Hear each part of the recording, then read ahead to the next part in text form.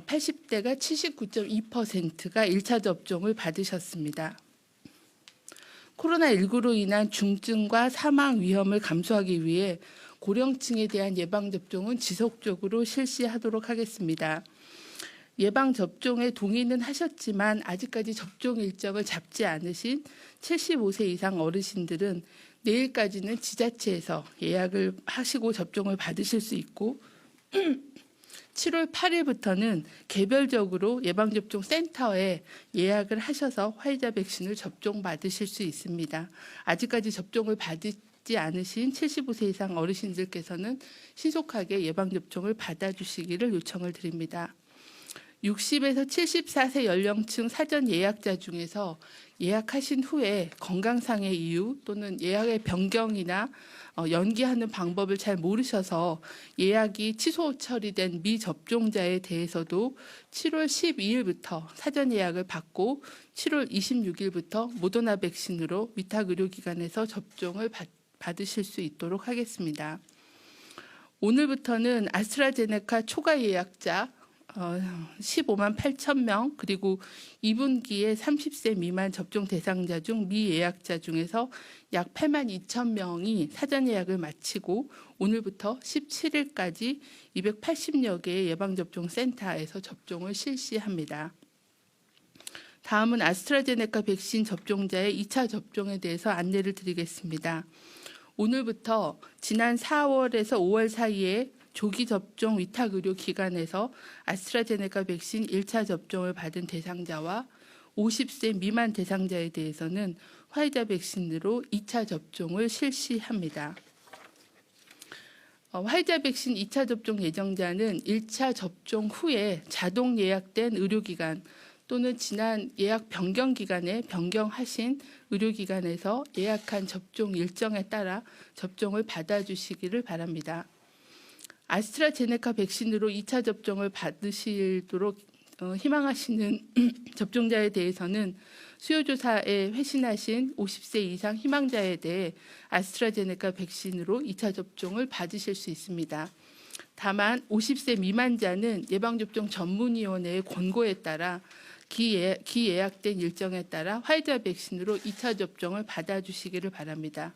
필요한 경우 접종 일정에 대한 변경은 콜센터 또는 의료기관을 통해서 가능하십니다. 오늘부터 예방접종센터 11개소가 추가 설치가 됩니다. 또한 향후에 4개소를 추가 설치해서 282개소의 예방접종센터를 운영하여 예방접종을 시행하도록 하겠습니다. 다음은 이상반응 피해조사에 대한 주간 보고 결과를 말씀드리겠습니다. 현재까지 이상반응의 신고율은 총 0.49%입니다. 신고 사례의 95%는 근육통, 두통 등 일반적인 이상반응 사례였고 나머지 5%는 사망 또는 아나필락시스 의심 등 중대한 이상반응 신고 사례였습니다. 신고율은 여성이 남성보다 높았고 연령대로는 30대가 가장 높았으며 80세 이상은 0.24%로 가장 낮았습니다. 백신 종류별로는 아스트라제네카 백신이 0.63%, 화이자 백신이 0.24%, 얀센이 0.6%, 그리고 새롭게 접종을 시작한 모더나는 0.46%였습니다. 3분기에는 화이자, 모더나 등 mRNA 백신이 주로 접종될 계획입니다. 추진단은 mRNA 백신 접종 후에 발생할 수 있는 이상 반응인 심근염, 심낭염에 대한 주의를 당부를 드립니다. 화이자, 모더나 백신 접종 후에 심근염이나 심낭염을 의심할 수 있는 증상인 가슴 통증, 압박감, 그리고 호흡곤란이나 숨가쁨, 호흡시 통증, 그리고 심장이 빠르게 뛰거나 두근거림, 그리고 실신 등의 증상이 있는 경우에는 신속하게 의료기관의 진료를 받아주시고 진료한 의료기관은 이상 반응을 신고해 주실 것을 요청을 드립니다. 추진단은 교차 접종을 받으시는 분 10,000명에 대해서 문자를 통한 건강 상태를 추적 조사하여 교차 접종으로 인한 이상 반응 감시 체계를 강화해서 운영하도록 하겠습니다. 다음은 예방접종 피해조사반 사례 판정 결과에 대해서 설명드리겠습니다. 예방접종 피해 조사반은 현재까지 총 20회의 회의를 개최하여 사망 및 중증 사례 676건, 그리고 아나필락시스 의심 사례 324건에 대해서 심의를 하였습니다. 심의한 결과 사망 1건, 중증 3건, 그리고 아나필락시스 104건에 대해 예방접종과의 인과성을 인정하였습니다. 상세한 자료는 보도자료로 가름하도록 하겠습니다. 다음은 코로나19 주간 발생 동향에 대해서 설명을 드리겠습니다.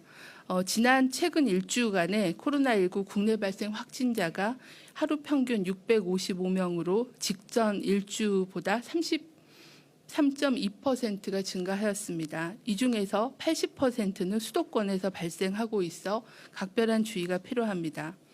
특히 수도권의 경우에는 하루 평균 일주간 531.3명으로 증가하였고, 주로 주점, 음식점, 노래방, 체육시설 등 다중이용시설을 중심으로 20, 30대의 집단 감염이 많이 발생하였습니다.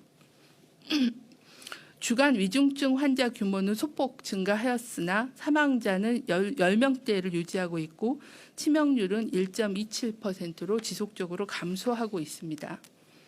최근의 집단 발생 상황을 보면 주점과 클럽, 노래방 등 다중이용시설에서 집단 감염이 지속되고 있는 가운데 실내 체육시설, 학교, 학원 등의 집단 발생의 경우 밀폐, 밀집된 환경, 그리고 장시간 체류 등의 주요한 위험 요인들이 지속적으로 확인되고 있습니다.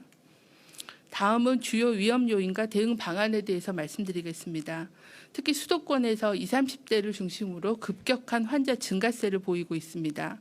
20, 30대는 무증상 또는 약한 증상 때문에 검사까지 시간이 지연되고 있고, 예방접종률은 낮지만 밀접 접종률이 높고 이동 동선이 광범위해서 전파 확산의 위험이 높은 상황입니다.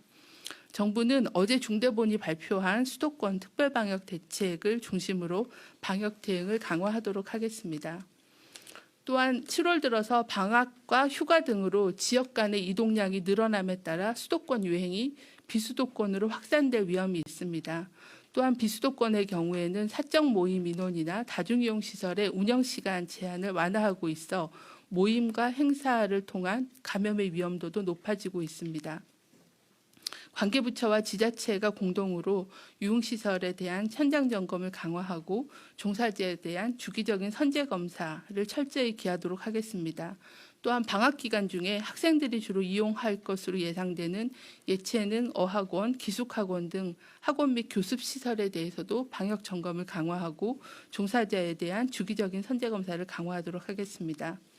특히 최근 수도권 등에서 주점과 같이 밀폐된 공간에서 많은 사람들과 접촉한 사람들은 증상이 없더라도 검사를 받아주실 것을 적극 공고드립니다.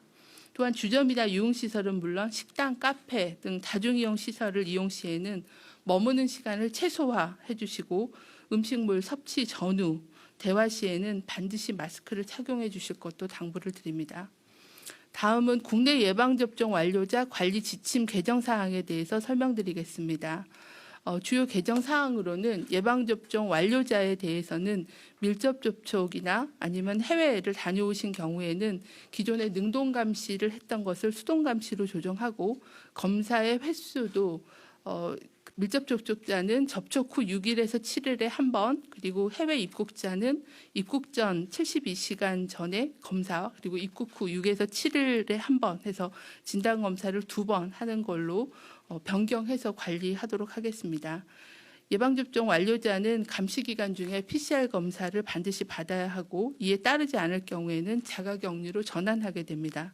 또한 해당 기간 중에는 수동감시 생활수칙, 즉 14일간 본인 건강 상태를 모니터링하고 증상이 있을 때는 즉시 검사받고, 마스크 착용, 외출 자제, 다중이용시설 방문 자제 등과 같은 생활수칙을 철저히 준수하여야 합니다. 또한 예방접종 완료자에 대한 범위를 확대해서 국내에서 한 번, 그리고 해외에서 한 번 예방접종을 완료한 사람에 대해서도 접종력이 확인되는 경우에는 예방접종 완료자로 간주하여 적용하도록 확대하도록 하겠습니다.